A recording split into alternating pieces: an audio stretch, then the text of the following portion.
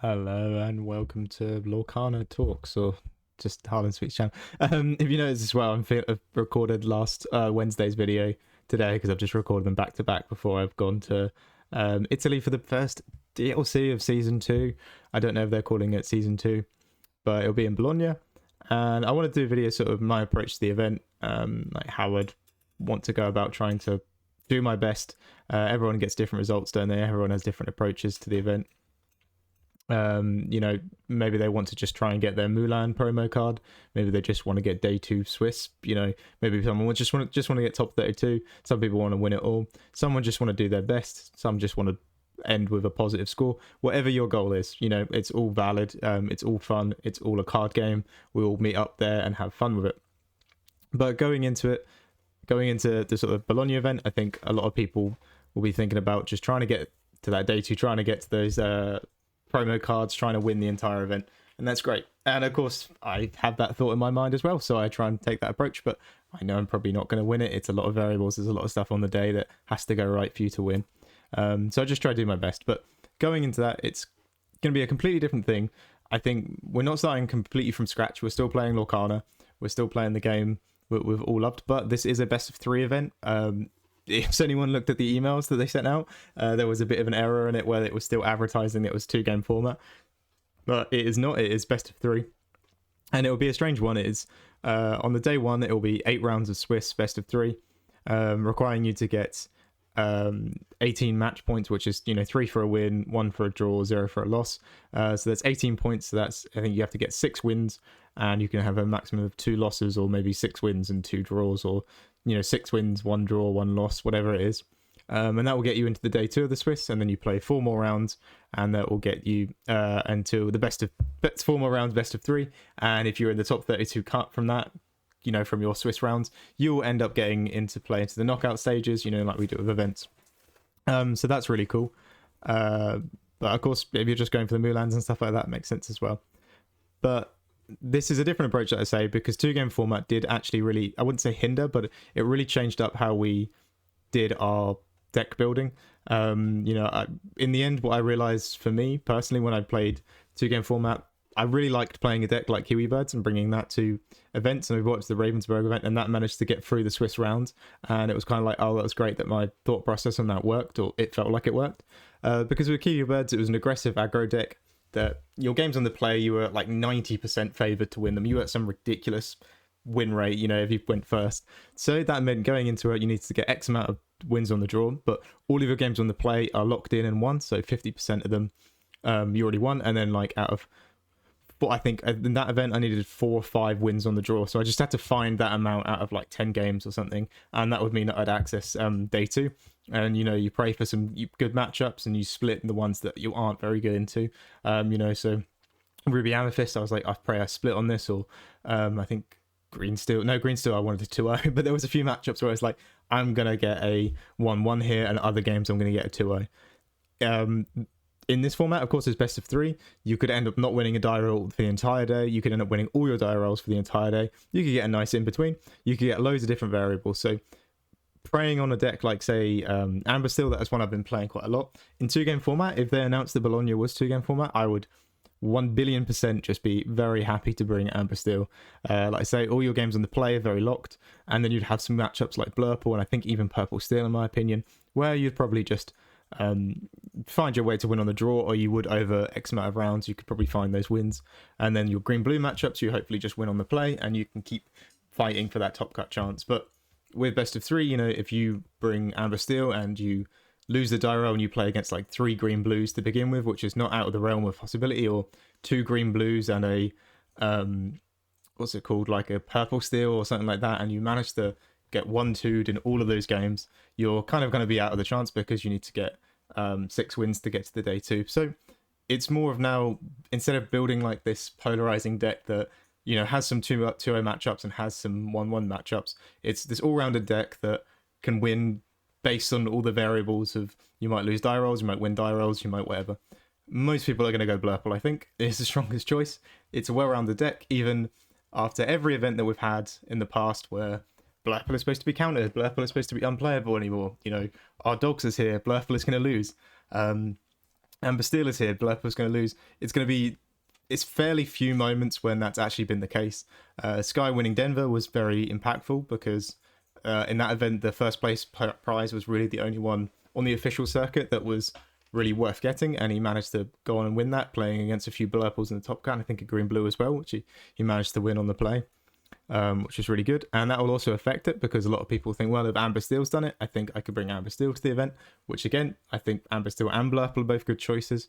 But, most people are going to be thinking, Blurple has pretty much dominated every top cut. It has gigantic conversion rates. It does very, very well. It's huge meta shares. I think if I bring my Blurple and I just practice it a lot, I should win. So I think most likely you're expecting to see a big turnout of Blurple. And of course, people are bringing that into their deck building. Things like Dogs is coming in. It's become very popular. It's winning events in America. It won the 20 Law event. And people like Green Blue's popularity really rise, I think, because they felt they had a very strong game into Blurple. I think that deck's kind of dying down a little bit recently because people are realizing that it kind of only beats Blurple when it's on the play. When it's on the draw, it doesn't really do that good. And then, yeah, it kind of beats Amber Steel, but overall, it's just not that very consistent of a deck. So, yeah, it's just kind of strange for that, really. And loads of different choices. And to be honest with you, the meta does seem a bit wider than it is.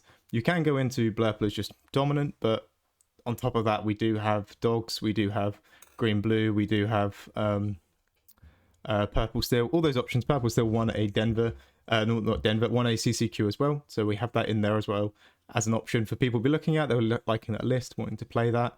That's one they could try as well. So I think the meta is a bit wider than most people assume. And all the events as well in the past, we've all been working with like 200, 300 player max, haven't we? This is 2,000 people. I don't think that in 2,000 people a Ruby Steel could probably win it, but I feel like they still have a chance. And we can look back to the Atlanta DLC as well, where one of the people that the winner was a yellow purple fairy godmother deck that basically no one had really ever seen before. And they managed to have a really good run and managed to get to Top Cut and win the event. Like I said, I don't think Ruby Steel could, but when that's why I kind of still backing things like Sapphire Steel as a good choice. It's a really interesting rogue deck that has a fairly good matchup into Green Blue. It can beat Blurple. Potentially, it can beat it. It can beat Amber Steel, multiple Tinkerbellas, Hades and Vincenzo's, all those things sort of lock down the game, don't they? And help us win. There's just tons of things you can play that I think are technically viable. Yes, we'll probably just see a big Blurple conversion rate though still, but on top of that, I think there's loads of rooms to like take advantage of it. If you have a green steel deck, like the one we saw the LD one with in the Content Creator Store Champs, if you could take one of them away and like make it in a way that the Blurple matchup isn't that bad, and then pray that you see Amber Steel, Dogs, and Green Blue, which you very much can see for at least 6 year rounds, and then just work your way into that top 32 cut. I think, yeah, even Green Steel could probably win it. But what I would, my actual recommendation of what I'd play and what I'd bring probably does lean back to my tier list of options. I think Blurple is still just top contender, isn't it? I don't see why. It just feels like after so many events where people have said, Blurple's going to get countered, it's been really pushed out of the meta, and it has like 30% of the room, and it converts at like 18% with like half of a top cut being Blurple. It just kind of really is interesting to play anything else right now, when even when it's being attacked, countered, everything, the mirrors aren't that great either, it still just wins. So I think that's going to be up there. I think Green Blue has become less of a choice to play at bigger events. It seems it doesn't convert very well. It's kind of bricky. It doesn't always operate that good. There'll be some amazing Green Blue players that will probably go the distance and could possibly win it as well. Pandemonium Heart, I'm pretty sure that's what DKP is playing as well. I'm almost like 90% sure that's what he's going to be bringing. I think those players as well have a great chance at going the distance and winning it with the event. But overall, I feel that list and that deck, its consistency is what's let it down, and you're going to have players where like turns where you just don't get the ramp, don't get the Clarabelle shifts. You don't get any card draw off Clarabelle because maybe your opponent dumps the hand, and then you end up with 3 Under the Seas and just combo pieces. It's a lot of combo pieces. Decks like that tend to do brick over bigger events. Heads Held High is a pretty pointless card when you don't have Under the Sea with you. And Under the Sea is only kind of useful if your opponent has 2 or less characters on the board, where most people are just playing around that now, or trying their best together. They're very good. They can equal a board wipe. They could basically equal almost what Be Prepared was like, but even a little bit better because it wouldn't affect your side of the board. I think that's become less of a choice in my opinion. I think Amber Steel is probably still my 3rd best choice. I'm going to mention my 2nd in a moment here. I think Amber Steel is probably my 3rd best choice. You really can, in a room like this, you can take it, and like I say, anything has a chance to win. There's going to be 2,000 people. There's going to be tons of variables. But there is a world where you could just see 6 blurples in your 8 rounds of Swiss and easily make top cut. So I think that's a very strong choice as well. But my 2nd, I've honest with you, I think is the Under the Sea Dogs or Chroma Dogs, or either of those 2, or a combination of those 2. It just seems pretty good, I'm not going to lie. And I always like a deck that is sort of, what it falls back on is it can just be an aggro deck. If you're not going to be able to do your Under the Sea combo, you can always just lean on the fact that you can be an aggressive deck instead and just quest out of daisies or whatever. So I think it's my 2nd choice. Definitely, it's probably a Dogs build.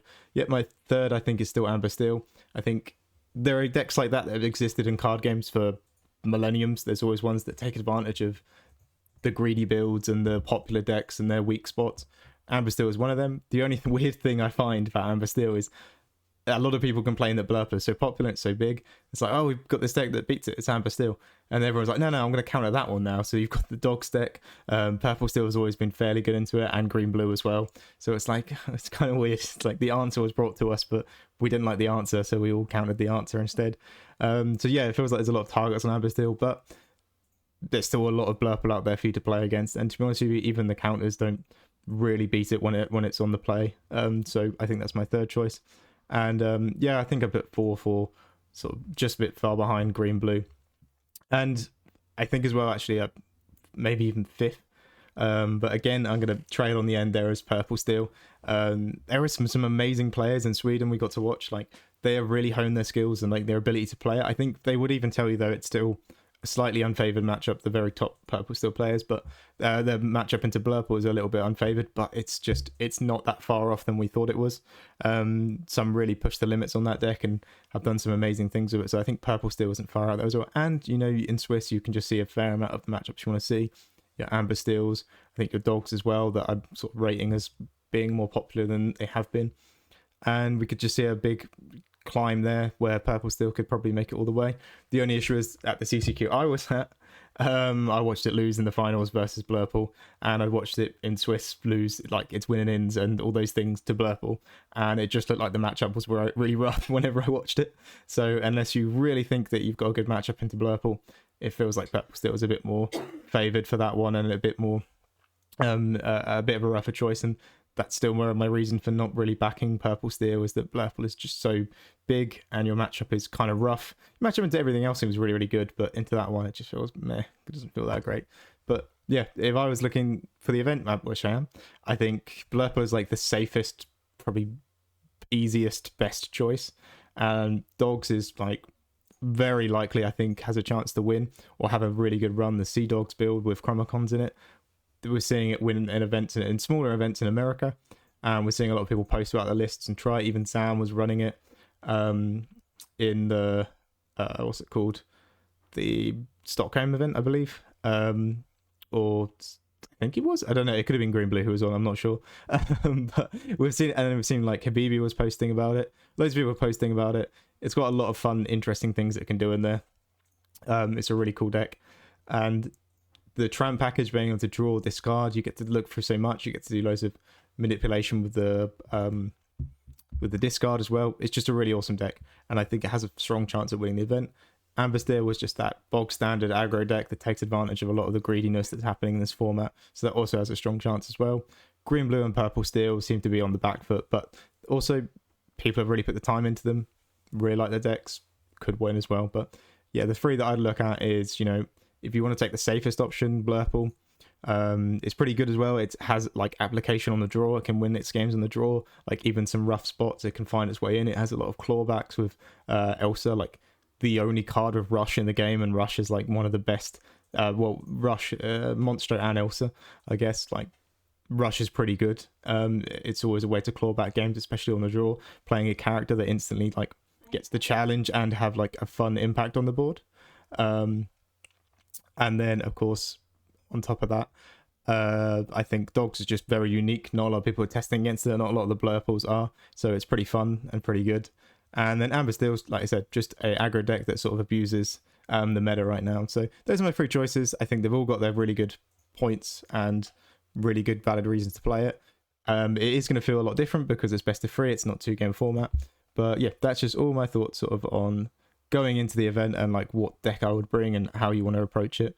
But remember, always just have as much fun as you can. DLCs are always a really fun time.